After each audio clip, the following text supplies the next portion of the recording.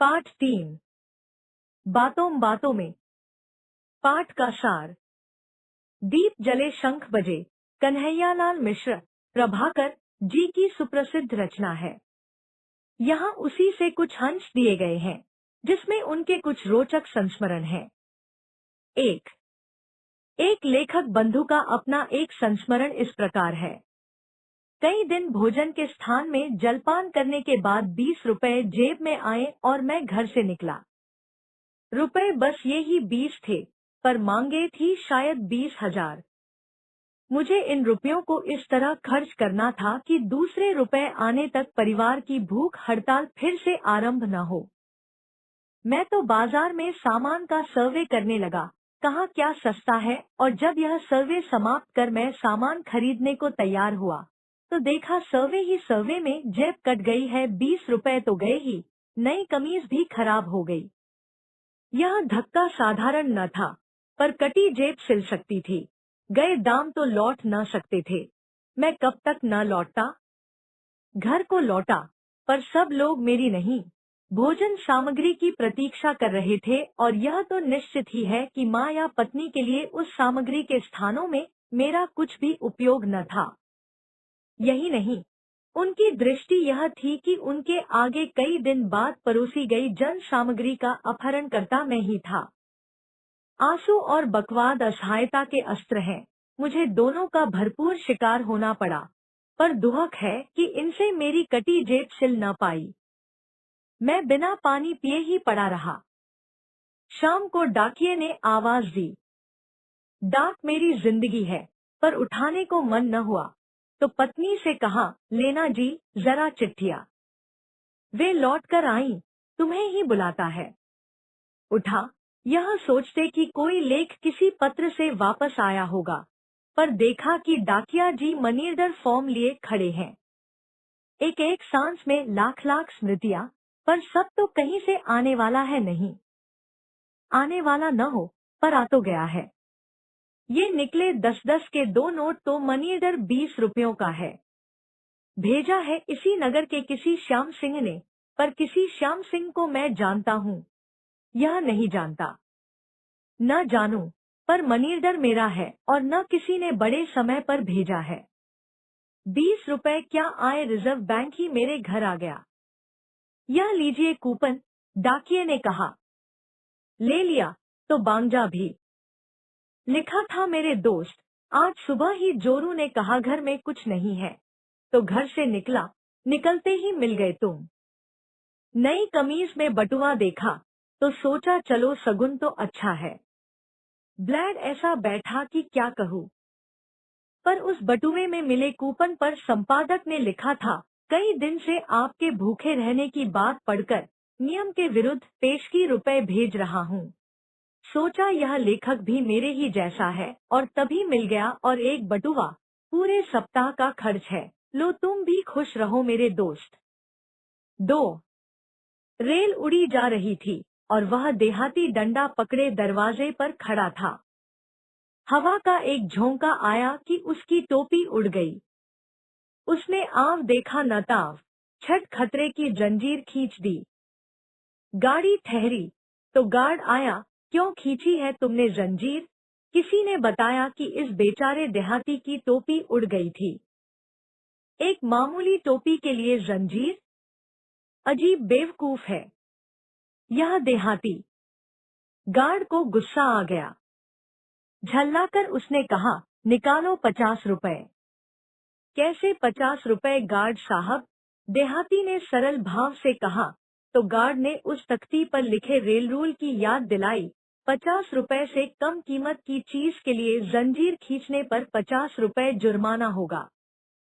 देहाती ने अपने पूरे ओज में उभरकर अपनी पूर्वी बोली में कहा कि टुपिया हमार इज्जत है गार्ड साहब। तो हमार इज्जत 50 रुपया है कीना है। आसपास जो थे सब हंस पड़े, और गार्ड साहब भी मुस्कुराकर हरी झंडी हिलाते हुए अपने डिब्बे की ओर बढ़ गए। यह जनसाधारण भारतीय का सूक्ति ही तो थी, जिसमें कानून की ताकत उलझकर रह गई। लीजिए, जग बीती सुनाते सुनाते एक आप बीती याद आ गई, और मन कसक से भर उठा है। मेरे विवाह की बात चली तो मेरे बड़े साले साहब पंडित जादव प्रसाद जी इस बात पर तैयार थे कि मैं चाहूँ तो लड़की देख लूँ, पर मेरा सुधारक तब नया था, तो वह झेप गया और रिश्ता पक्का हो गया। तो भीतर एक आशंका भर उठी, कहीं जैसे पत्नी पल्ले पड़ गई तो। जोश में मैं मुजफ्फरनगर जा पहुंचा, पर इससे मैं अपनी भावी पत्नी को कैसे देख पाता। सामने मुझे होना न था और गलियों में भले घर की लड़की उन दिनों निकलती न थी। लुकते छिपते ससुराल की गली के कई चक्कर काटे, पर इससे भला मतलब। ढलती दोपहर में पड़ोसी की लड़की उस घर से निकली, तो पास लगकर पूछा, वह लड़की कैसी है बहन? इस प्रश्न के 30 वर्ष तक मैंने जितने स्केच लिखे हैं, उन सबको उस लड़की ने एक शब्द में मात कर दिया, जादव की बहन राधा है बाबूजी, जाओ अपने घर बैठो। राधा में भावी पत्नी का पूर्ण परिचय है, तो जाओ अपने घर बैठो। मैं मेरी संपूर्ण जांच पड़ताल का जवाब और यह भी कि मैं तुम्हें पहचान गई हूँ, तुम कन्हैया हो। 3. जनसाधारण के पास अभिव्यक्ति का नितनूतन ऐसा भंडार है, बात करने का ऐसा लहजा है कि पांडित्य खड़ा ताका रुके। भाई गुलाब अनवर साबरी ने उस दिन एक मौलवी के मुंह पर किसान की झापड़ पड़ने की बात सुनाई तो हंसते हंसते हम सब लोटपोट हो गए। एक मौलवी जमींदार के पास उनका किसान आया, तो मौलवी साहब ने पूछा, इस साल तकातुरे अमतार से किश्तजारे गंदुम को कोई मुफीद पहुंचा या नहीं। उनका मतलब यह जानना था कि इस बारिश से गेहूं को कोई लाभ हुआ या नहीं, पर वे किससे किस भाषा में बोल रहे थे। किसान जला भुना या बड़बड़ाया नहीं, बस उठते उठते बोला, हुजूर इस वक्त तो कुरान पढ़ रहे हैं, मैं कल आऊंगा। किसान ने मौलवी को जो कुरान पढ़ा, मौलवी सचमुच उसे जिंदगी भर याद रखेगा, इसमें शक नहीं। उस दिन स्टेशन के पास दो देहाती बंधु आपस में लड़ पड़े। दोनों एक गांव के हरिद्वार में गंगा स्नान करने को एक साथ घर से चले। निश्चय ही दोनों मित्र, पर रास्ते में बात का बतंगड़ हो गया, तो भिड़ पड़े। मैंने बीच में पड़कर बीच बचाव किया, तो हटते हटते एक बोला, ये न समझना कि हम तुमसे 19 हैं। जाने रही, बहुत बिगड़ैल हैं हम। अपनी पर आवे, तो अवै सारे का थप्पड़ न मारत मारत मोह टमाटर बनाए दे है। फफक दूसरे ने कहा, तो तुम हुई समझे रहो कि हम चुन के ना आए। घून संते मारत मारत मोह भांटा बनाए देबे। ठीक है, तो थप्पड़ की मार मुंह को लाल कर देगी और घूंसों की मार उसे फूला देगी। कितनी सर्वांगपूर्ण अभिव्यक्ति है यह। हमारे देश के पास जनसाधारण के पास भाषा का ऐसा भंडार है कि हम उसकी अपेक्षा करके दर्शन और विज्ञान के ग्रंथ भले ही लिख लें, बातचीत नहीं कर सकते। आम आदमी की बातचीत में मस्तिष्क का मायाजाल नहीं, हृदय की सहज सरलता होती है। चुटकुलों, कहानियों, दृष्टांतों, शब्दों और अभिव्यक्तियों का ऐसा संग्रह उसके पास है, जो बहुमूल्य है। इस दिशा में बहुत गहरे सतर्क प्रयत्नों की आवश्यकता है। ये प्रयत्न हमारी भाषा को समृद्ध और शक्तिशाली करने वाले होंगे, यह मेरा अखंड विश्वास है।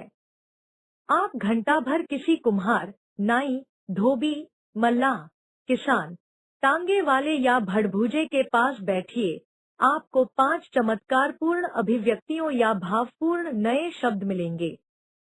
ये हमारी भाषा के हीरे हैं, मोती हैं, लाल हैं। मैं अक्सर सोचता हूँ, हम शिक्षितों को इन अशिक्षितों के द्वार शिष्य बनकर बैठना चाहिए। कन्हैयालाल मिश्र, प्रभाकर।